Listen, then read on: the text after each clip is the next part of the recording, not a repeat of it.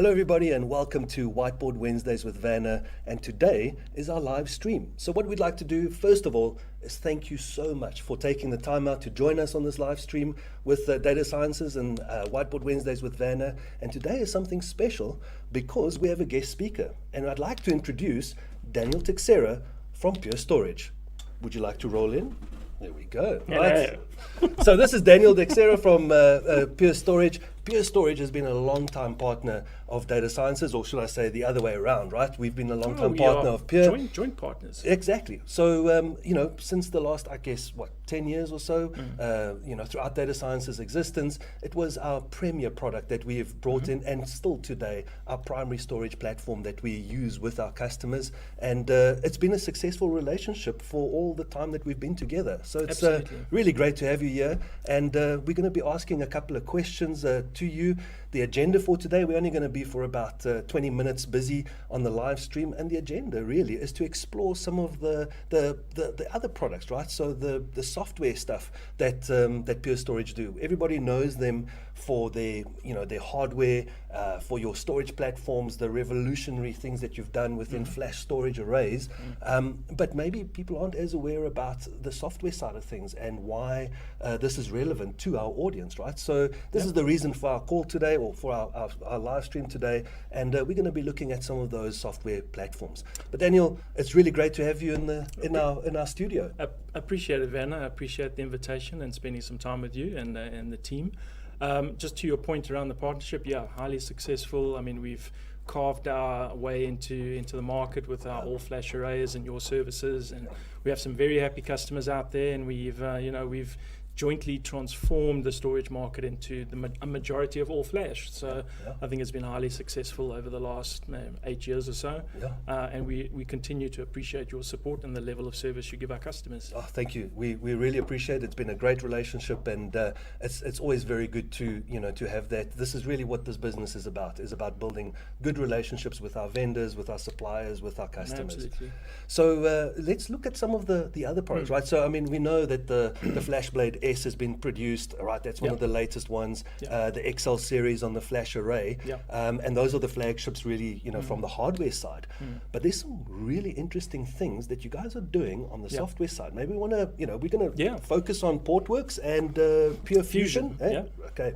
Maybe let's kick off with Portworx and kind of where you position. Let's talk about it. Pure's obviously has a data storage background, but now we're slowly moving into data management and orchestration and automation, and having cloud-like experiences on-prem or in the cloud. So we're very much pivoting towards that. And one of our latest acquisition was a company called Portworx, who is focused on delivering storage services to Kubernetes. So we thought it was a really good fit. We have very good services on our storage platforms, and we thought, bringing a similar type of technology with high integration with, enterprise features is I think was highly sought after in the market, and I think we made the right call with Portworx. I mean, when we look at just where this shift has come in, right? Traditionally, monolithic applications and the way that storage was provisioned to monolithic applications, fits very well, and the whole world really, still works on this. But there's been virtualization, right? Absolutely, right. But there's been a transition into containerized applications, right? Especially with decentralized demand. Our audience are people who are literally adopting these technologies as we're speaking. They've been on journeys with changing things to containerization, with microservices applications. And with that, it's brought its own set of challenges in terms of, you have this application mobility, but sometimes the data is not as mobile, especially when we look at the way that legacy, applications used to work. So perhaps we can use this, to kind of draw out just kind of where Portworx fits in. This is a whiteboard session after all, right? So let's start with, Portworx is obviously the marketing name, and what we're basically doing here is placing this above the storage array, right? In this case, I'm going to be very kind and just start with Pure. I guess is a good one. It's the best block storage array. Absolutely, right. It's the one we know best and love. So containerization. So I kind of reckon this gives us a place to start and chatting about where does this fit in, right? So Kubernetes platforms, right? Containerization. we know that these are really allowing application mobility, but it contains quite a few moving parts in terms of pods, volumes, containers, manifests. There's a whole, new taxonomy. The whole application absolutely, stack, right? But still, you need storage to be presented for the stateful containers, right? Absolutely. I mean, there's obviously a distinction between stateless and stateful. Correct. But these services are geared towards stateful containers that need to store their data. Yeah. Perfectly, right? So Portworx then gives us the mobility to basically move not just the application, but the application with the data, yeah, to various different platforms. And there's obviously very different reasons to do that. But organizations might want to, scale up or scale down, 100%. migrate. And we're talking about the base functionality. But I guess with that, things like disaster recovery, backups, encryption, replication, So all of those points are being facilitated and brings all of that kind of enterprise grade features to next gen technologies such as containerization. In the South African market, I mean, Pure Storage and data sciences are quite relevant in the enterprise space. So these technologies are very relevant in that enterprise space because those types of SLAs, those types of features are required, for business operations. High availability, DR, replication, encryption, backup, all those things are already in place for the traditional monolithic virtual server way of doing things. But they need to move into the Kubernetes side of things because the adoption of Kubernetes inside enterprises is scaling very, very quickly. Absolutely. And Kubernetes and containers have always been there, but it's probably been a guy in a corner somewhere, programming on his laptop. Yes, shadow IT kind of thing. Absolutely. But now it's coming into the mainstream, and now we see, the crown jewels of some of these corporations' applications are actually run on Kubernetes. Yeah, so I mean, this is the thing. So because it's such a core component of the enterprise, right? Those legacy applications traditionally have inherited some of those enterprise features, and we basically commercially turning these challenges into something that we can work with in terms of containerization and the adoption of that, making it easier and solving some of the key problems, which is the app is one thing, but the app without the data is useless, absolutely useless, right? So we want to make sure that that you can treat these as a single entity. Whether you then, Portworx might be owned by Pure, but you're not being selfish. You know how to play with others well. So if you have different storage platforms or you're using any type of storage, absolutely cloud-based storage, the solution is there to enable the organization to place not only the application but also the data in the correct fashion where it needs to be. So perhaps what we'd like to do is ask you, the audience. I'm going to just switch on my chat here, see if there's been anything on there, but we'll answer the questions at the end of this, just to see if there's any comments. We really like to get your thoughts back on this type of technology. Would it be relevant to you? Do you think it's cool? Don't you think it's cool? Or is this something that is quite game changing in your environment? Now I'm going to try and wipe all of this out without leaving any streaks or anything like this, because we kind of transition to some of the other areas as well in doing the chat around software. Maybe you can kind of... while you're doing that, Werner, so we, another sort of key announcement that we made last year, and the product is actually available today, was something that we call Pure Fusion. Pure Fusion, that's it. Yeah, and we're going to whiteboard it now, but Pure Fusion is sort of a next generation step in automating and using AI and machine learning that we use extensively in our cloud already, right? So you're very familiar with Pure One. Our customers love Pure One. We've got a workload recommendation engine in Pure One that customers can use today. And we're using some of those tools and capabilities to bring into Fusion to automate the main users of storage today, which are storage administrators and the people that consume storage. So kind of like a provider. A provider of storage. Very good. And then consumer, right? Consumer, Right, so that's really, really, obviously giving us a very service-orientated That is the point. way of looking at this, right? So Fusion is leveraging all of the capabilities that's already, in Pure One. utilized in Pure One. So it's a tool. It's a service that runs inside our Pure Cloud. Yeah. It's not on. It doesn't run on-prem. It runs in the cloud. Absolutely. And we've got our user, we've got our administrators, or traditional administrators, and how would they go about kind of facilitating this transaction? What's the kind of flow that our customers would be able to experience, and explain to the audience how this would work? Yeah, so the provider is responsible for creating storage classes, right? Okay. So those storage classes could have different tiers, it could be a silver, gold, platinum, something like that. Yeah.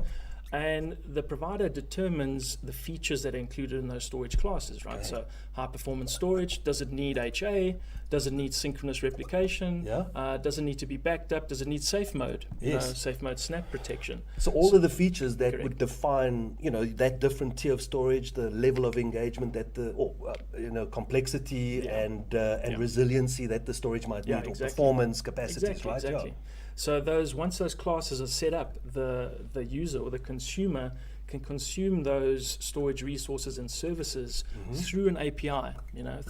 Very much. We're trying to set it up to be quite similar to the way developers use their developing workflows, right? So everything should be quite similar in terms of consuming those type of resources. So, and a consumer is sort of grouped into also certain different types of consumers that have access to certain types of classes, because maybe the provider doesn't want all the consumers to have access to all the classes for whatever reason. So you can segment them, sort of what we call role-based access control. Got it. So you can do that on that side with the consumers.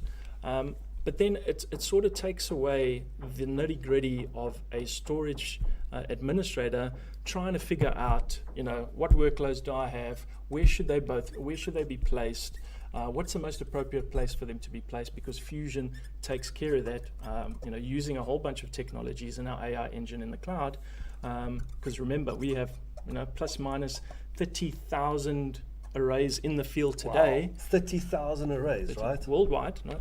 And we analyze those arrays, and we know exactly what an Oracle workload should do, or Kubernetes workload should do. So this we is know where that the AI comes in, right? I mean, exactly, you basically analyzing, continually learning. Yeah, so it's learning and then basically starts Making recommendations. Okay, brilliant. Okay. So Pure One occasionally will go to the provider and make a recommendation saying a particular workload, it really seems to be struggling on whatever platform it's on, underneath, and will make several recommendations. And the provider can then decide where to move that workload to accept those recommendations that the AI engine actually provides. So really, if I kind of summarize, my piece of work here, we're talking about creating these storage classes off of various storage platforms, Correct. right? That's right. And allowing you to kind of curate. The administrator really becomes a curator of Curation is a very good word. That's exactly what he's doing. Or so he or she is doing. Absolutely, right. So creating a whole set of different storage classes that is appropriate to what the business is required, and it through the API exposed. You don't have to be a storage expert from the app side of things to actually understand where these things. You just need to know what your requirements are, or even rely on the recommender engine to appropriately place your application / data through Fusion.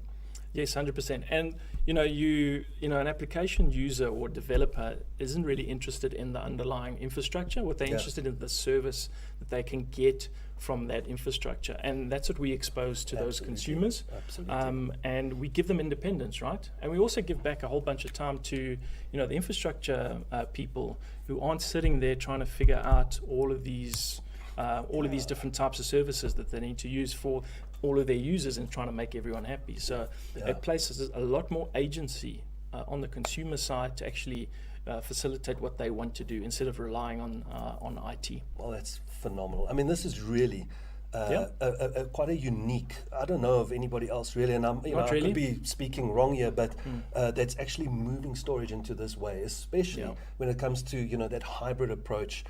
to fleet management. I mean, and Yeah. like you mentioned, you've got 30,000 arrays out there. Yeah, yeah. A customer with, let's say, 10 arrays or even just 2 arrays, or distributed, platforms across geographies. Yeah, geographies, and even Right. also, we also mentioned that, we've got Cloud Block Store, and Yeah. Cloud Block Store also rolls into Fusion, Wow. and it could be a separate tier. It Yeah. could be a separate storage class. Yeah. And since Fusion isn't it's not a storage virtualization technology. No. It doesn't sit in the data path. It's essentially a tool for customers to use to just further optimize their operations and give time back to their people to do other things that that the business actually cares about. you Wow. know. Yeah, but this is really what it's all about, right? You're leveraging the technology that you've already, Correct. been the leader in, right? So, bringing something like Pure One back in the day, today it's kind of table stakes.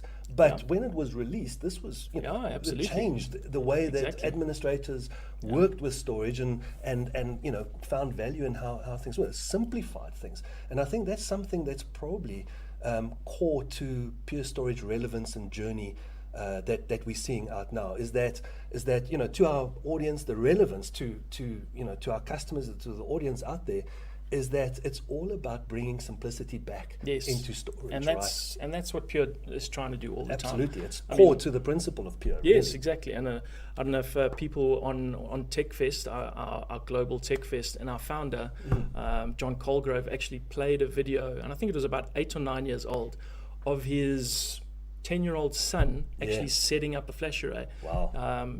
In the command line, a couple Yeah. of commands, setting that up. So we bring that to everything, to FlashBlade, to FlashBlade S, to Flash Array, to Yeah. Cloud Block Store, to Pure One. Wow. Pure One today, I don't know if it's the same experience that you guys have with your customers as well, Yeah. but it's become a central tool in visualizing and having a view of your fleet and seeing what's happening. You can't take that tool away now, No. right? You can't take it. No. It's absolutely essential now. The dynamic way of application placement and storage placement, you need that to happen. And when you start looking at the way that Portworx fits into this whole ecosystem in terms of data mobility Yeah. on a containerized platform, and you start looking at Fusion and talking about that service catalog or that classes catalog, Yeah, yeah. and bringing that back in, you can kind of get a view as to how storage is absolutely just evolving going forward and revolutionizing actually in its applications. Yeah. Storage, and especially services-rich storage technologies, are going nowhere. Absolutely. If they're living in the cloud, or if they're living on-prem, the tools needed to be built around them is what's going to keep people engaged and keep people consuming these these value-added services. Yeah, yeah. And to the Portworx discussion as well, you'll be able to manage Portworx inside Pure One as well. It'll just come up as a as a separate appliance together with all of our other arrays and products. So absolutely key. Software is eating the world, and Pure is doing its bit to bring more and more services and data-rich microservices into all of our products, and that's what keeps us relevant. And we have an excellent track record of delivering that innovation. Beautiful. Well, we really, thank you as an audience for joining us with this. Please, we'd love to see, your impressions that you have around Fusion and around Portworx. If these technologies are something that you'd like to investigate further, then what we'll do is we'll actually do some deep dive videos on Whiteboard, Wednesdays with Werner. We might get old Dan back as, exactly. We love having you on the show with us, and we really appreciate this. To your time that you've taken out from your busy schedule, and also. Anytime.